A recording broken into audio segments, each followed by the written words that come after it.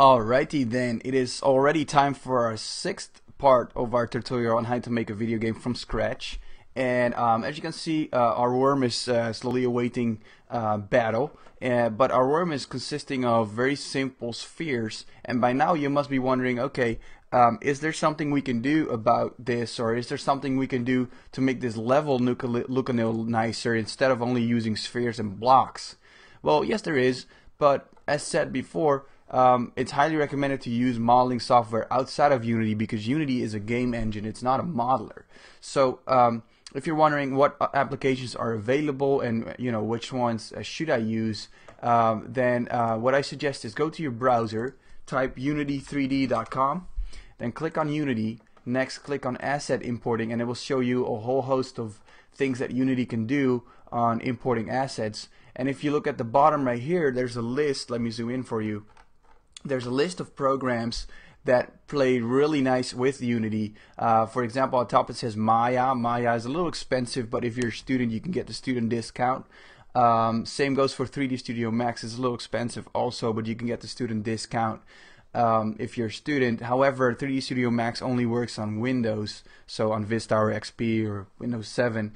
I'm a big fan of 3D Studio Max, but since I turned to Mac, I'm not using it that much anymore. So instead I use Cheetah 3D, and Cheetah 3D is only $100. It's very simple, and I use it a lot to just draft up something very easy. Then there's Cinema 4D, it's about $1,000, and then Blender is actually free. So if you want to make models for free, use Blender. It's an open source application. It works on Windows as well as Mac, as well as even Linux, I think.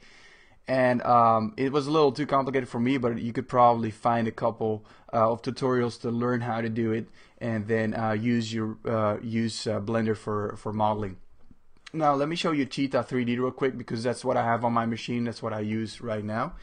And I made a simple temple in here and a couple of other things. So it works very similar to Unity as in using Alt to turn around your 3D view and to stretch things around. But for this tutorial, I'm giving you a couple of models for free that you can use. Just check the link in this YouTube video on the subscription, and there it says it gives you a download link to my website. You can download it there. Once you extract the files, you have a folder called free models, and in there you will see 3 files: bridge, fence, and temple. And those are FBX files. I exported them from Cheetah 3D, and I'm going to show you how impossibly simple it is to import them into Unity 3D. So let me get back to Unity real quick, and then in my project panel I just right click somewhere and I say Reveal in Finder. Now if you're on Windows, it will probably say Reveal in Internet Explorer. But what you need to find is your assets folder, and this is where everything of your project is saved. Now if I open up back the free models that I supplied, and I just drag the free models folder right into the assets folder, it will place them right there, and you can see them right here. As soon as I switch back to Unity, Unity will notice that there are new files in the assets folder, and I'll do that right now, and it will update. See, do you see that import thing real quick? Well, that was all it took to import a couple of models into Unity. Now I can open up, you see the folder free models right here. If I open this up, you can see I have the bridge, the fence, and the temple right here, and Unity made for us a materials folder that holds all the materials in there. Now these models don't have any materials, so these materials are empty. I didn't make any materials yet. If you are a modeling guru and you know how to texture, go right ahead and texture them. Make sure you send them back to me so I can make them available for free on the next YouTube video. But as you can see, if I click the bridge, you can see the bridge right here, and if I click the temple, you can see the temple right here. And what we can do, we can simply grab the temple and then drag it into our scene, and as we zoom out, we'll see it placed the temple right there. Now let me use my move tool real quick to move this temple around a little bit to where I want it. Perfect.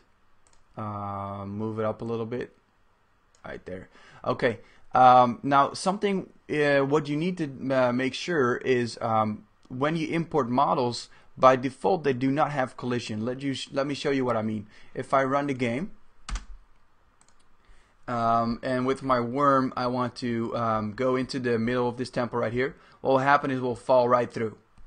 Okay, that's because by default when you import a model it does not have collision. All you need to do is go back to your project panel, click the temple, and then check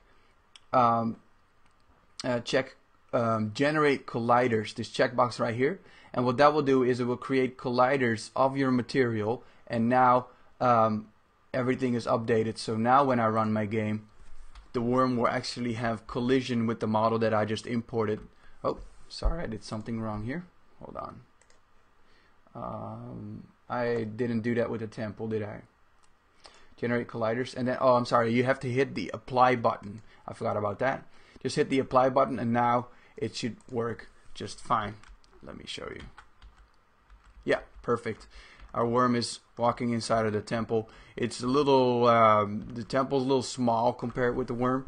So I'm just going to select the temple right here, and then used for scale I use 4 instead of 2. That's a lot better. Now let me move it around a little bit. Play the game. I really love the ability to quickly play the game when I want to try something new out. That's a lot better. That's good for like a simple level of a death match if you're surrounded by whoever is out to kill you. Alright, next let's try then do that with the other models. There's the bridge model. Let's generate colliders on that and hit apply. And with the fence, let's generate colliders and hit apply. And you can move these into your level. So for example, when I move the fencing here, I can move it around. Let me focus on it real quick. But right now it's really small, so let me scale it up a little bit. There, that's a lot better.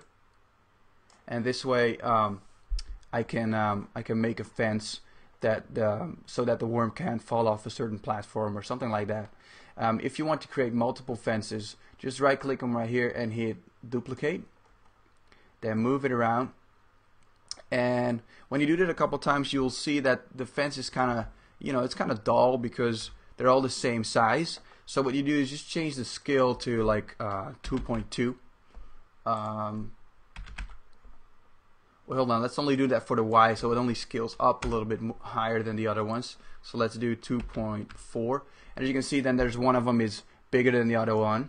And then if I clone it again or duplicate it again, that one is a little smaller, so it gives just a little bit of a variety right here, and it makes your level really nice. Now what I'd like to ask you to do is to make a level with these models that you have, maybe make some of the models of your own, and then shoot a little video reply and add it as a reply to this video. I would love to see what you guys come up with. Maybe it gives me some inspiration of what to do in the next videos, and and have some fun. If there's anyone out there that is a great modeler or texture, I would love to see some textures on these so that we can continue this this series in a little bit more colorful way than the grayish thing. That would be awesome. Alright, so that's so much for level design right now. Next week we'll probably do something like making a bot that shoots at you, or something other crazy like that. Let me know what you'd like to see in the comments, and I'll see what we can do. Alright, see you next time, and cheers.